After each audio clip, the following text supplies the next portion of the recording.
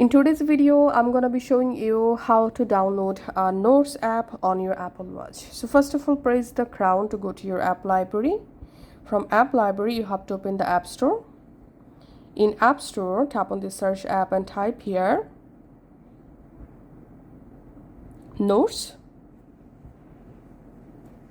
and search for Notes.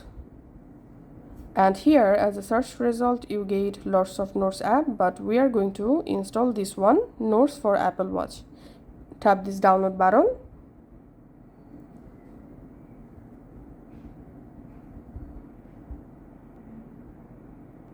And here we can see the Notes app successfully installed. Now press the crown to go to your app library.